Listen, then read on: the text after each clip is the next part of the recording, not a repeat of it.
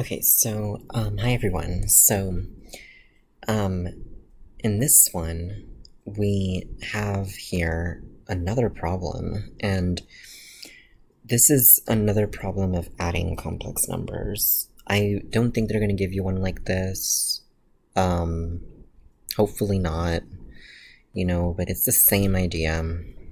So, we want to add this, and, but we have this crazy stuff going on, especially when we go over here. And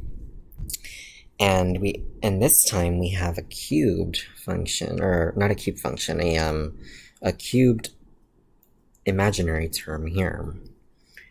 So, I know that you're thinking like, oh my god, it's really difficult. But don't worry, it's really the same idea. It's just, you just kind of have to simplify it a little bit more. So it's not that bad. So the first thing that comes to mind with this is, well, we can remove the parentheses and get rid of the I squared terms. So remember that I squared is equal to the square root of -1 squared. This is -1, so I squared is -1, okay?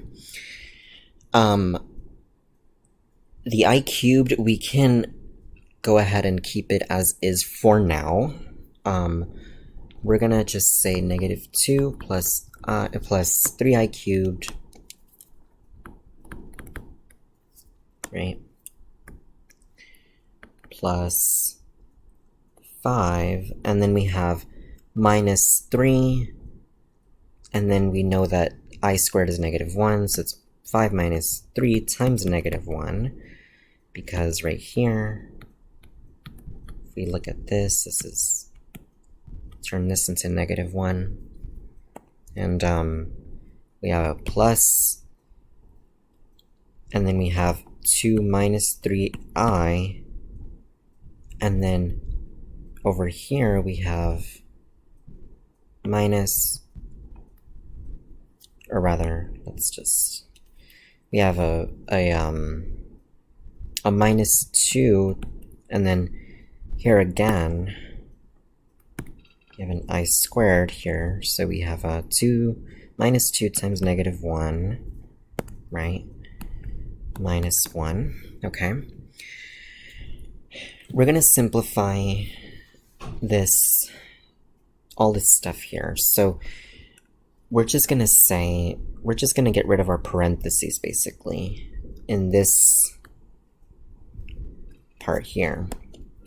So when we do that, we have -2 plus 3I cubed plus 5, and then minus 3 times -1, that's a plus 3, and then we have a plus 2 minus 3I, and then we have -2 times -1, that's a plus 2, and then minus 1, okay?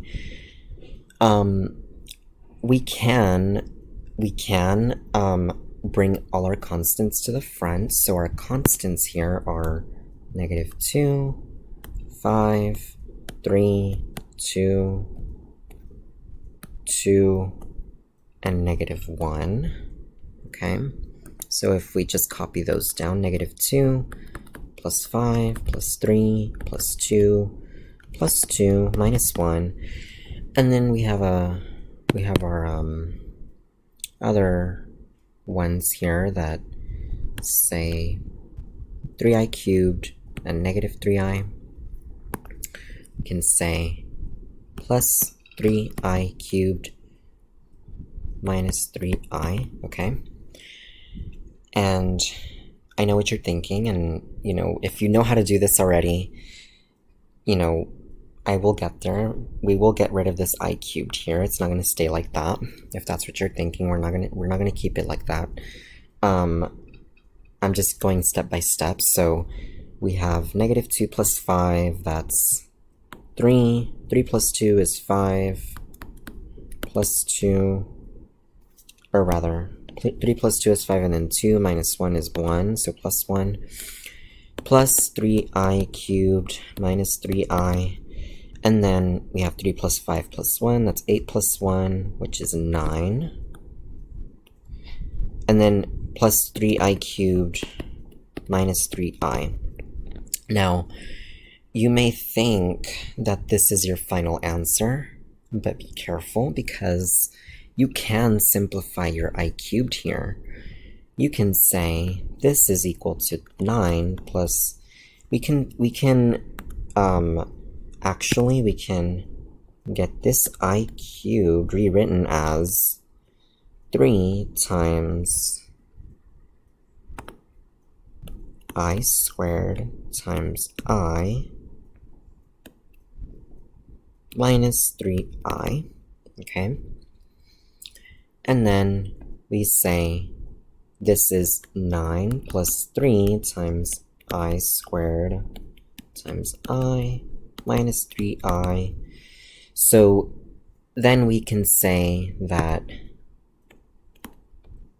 this I squared is negative 1, so we have 9 plus 3 times negative 1 times I minus 3i, okay? And then we can say 9 minus 3 times I minus 3i, okay? So then we have 9 minus 3i minus 3i, and now we can just combine like terms. Minus 3i, or negative 3i minus 3i is negative 6i, so we're going to have 9 minus 6i, okay?